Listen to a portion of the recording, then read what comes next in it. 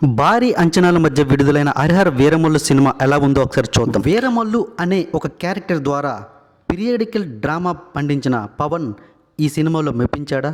అసలు విషయం ఏంటి ఒకసారి చూద్దాం. స్టోరీ అండ్ స్క్రీన్ ప్లే విషయానికి వస్తే ఈ కథ 1650 నాటి నేపథ్యంలో సాగుతుంది. వీరమల్లు అనే ఒక క్యారెక్టర్ ఒక రాబిన్ హుడ్ లాంటి పాత్ర అనమాట. ఇది ఏంటంటే కొల్లూరు రాజు దృష్టిని ఆకర్షించిన వీరమల్లు ఆ రాజును తెలివిగా మోసం చేసి పంచమి అంటే నిధి అగర్వాల్తో కలిసి తప్పించుకునే ప్రయత్నం ఎలా చేస్తాడు. ఆ తరువాత కుతుబ్ షా అంటే దిలీప్ తాహిల్ గారు నటించినటువంటి పాత్ర అతన్ని తెలివిని గుర్తించి ప్రఖ్యాత కోహినూర్ వజ్రాన్ని తీసుకురావడానికి అతనికి ఒక పెద్ద పనిని అప్పగిస్తాడు. అప్పుడు ఔరంగజేబు అంటే బాబీ డియోల్ గారు నటించిన పాత్ర అనమాట. అతని వద్ద ఉన్న ఈ వజ్రాన్ని తీసుకురావడానికి వీరమల్లు ఢిల్లీకి వెళ్తాడు. అయితే ఈ మిషన్ వెనుక వీరమల్లుకు వేరే ఉద్దేశం ఉంటుంది. ఆ ఉద్దేశం ఏంటి అనేది ఈ కథ. వీరమల్లు పాత్రలో పవన్ కళ్యాణ్ గత చిత్రాలను అన్నింటినీ దృష్టిలో పెట్టుకొని చూస్తే వీరమల్లు పాత్రలో పవన్ కళ్యాణ్ గారు అద్భుతంగా చేశారని చెప్పొచ్చు.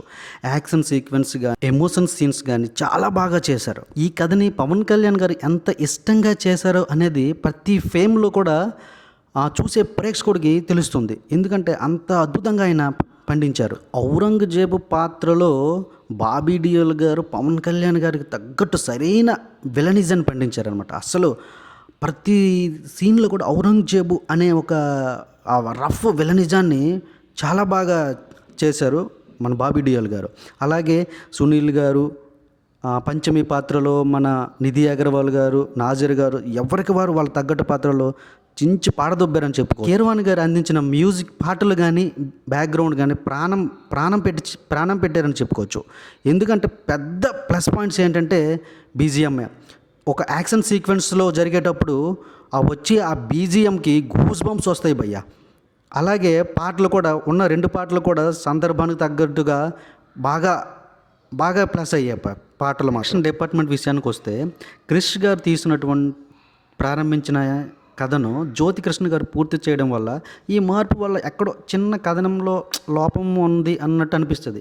టేకింగ్ అనేది అద్భుతంగా వెళ్తుంది, కానీ ఆ భావోద్వేగాలు ఆ విషయానికి వచ్చేటప్పటికి చిన్న లోపం అనేది కనిపించిందని నేను అనుకుంటున్నాను. ఈ cinema plus points minus points చూసుకుంటే ప్లస్ పాయింట్స్ ఏంటంటే పవన్ కళ్యాణ్ స్క్రీన్ ప్రెజెన్స్ మరియు యాక్షను, అలాగే కీరవాణి పాటలు మరియు బీజిఎం, బాబీ డియోల్ గారి నటన, ప్రొడక్షన్ డిపార్ట్మెంట్ చాలా గొప్పగా ఉంటాయి.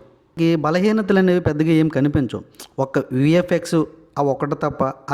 అలాగే ఆ ఇద్దరు డైరెక్షన్స్ చేంజ్ అవ్వడం వల్ల ఆ చిన్న మిస్టేక్స్ అంతే తప్పించి సినిమా అంతా ఓవరాల్గా చాలా బాగుంది.